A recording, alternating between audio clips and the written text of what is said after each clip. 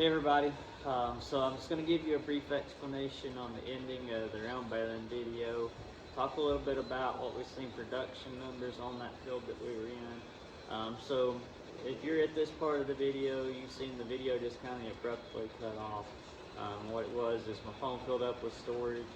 I actually figured out a way to get away around that, and so hopefully we won't have that problem anymore. So hopefully you're going to get to see complete videos. I hated it because you didn't get to see the end of the field, what we got that day. But you kind of got the idea, the concept of what we're doing. So we're just getting started around baling. Weather's changed, and it's back to raining again right now. So we're out of the fields today. Hopefully later in the week after Memorial Day, we may be able to fire back up, go back to cutting some more. So you'll see more videos of that. So that field that we were in that day when we were round baling, was maybe, like, if it's 3 acres, it's a solid 2.5.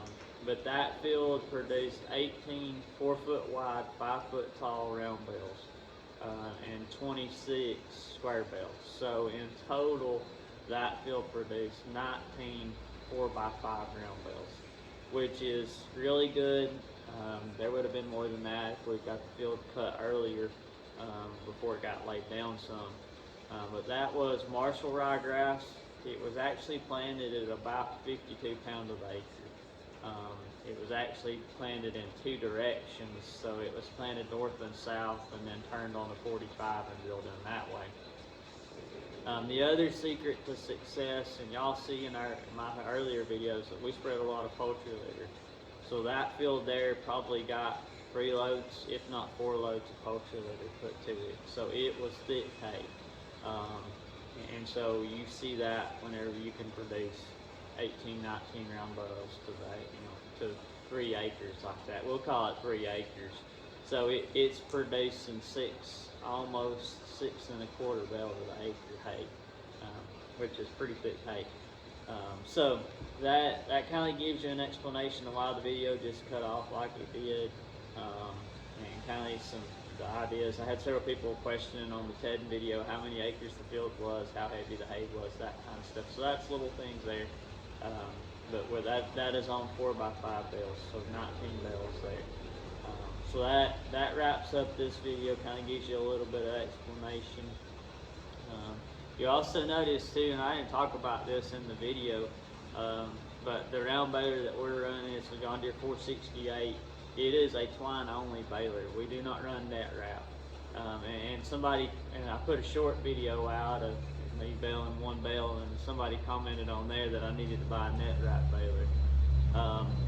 And that's one of those things. When we bought that baler was sitting there on the lot. There was a 468 string tie baler, which is the one we wound up with, and there was a 468 net wrap option baler. When we bought that baler, that net wrap option was about $6,800 more. And oftentimes, like other times in life and farming and stuff particularly, at that point in time, we couldn't afford the $6,800 for the extra cost of the baler. And we had never had net wrap before. Net wrap, yes, it is faster in the field, but I don't see it being faster in the wintertime when I'm out here feeding cows and you're out here fighting taking net wrap off. The other thing I see is I see how much aggravation you guys have that run net wrap, with, either it not cutting off or it's coming on and it's wrapping around rollers. And so you see all of that stuff, and from a simplicity standpoint and a mechanic standpoint, that extra time that y'all are spending there, I don't really know that it's worth the $6,000 option.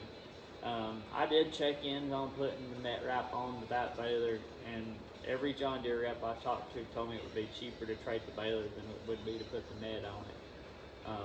The problem is it's hard to go spend 60 grand on a baler, and we only bale about 600 to 800 round rolls a year. That baler's paid for, so you're probably going to get to see a lot of twine wrap hay unless I buy something different. And then if we do buy something different, it won't be a round baler.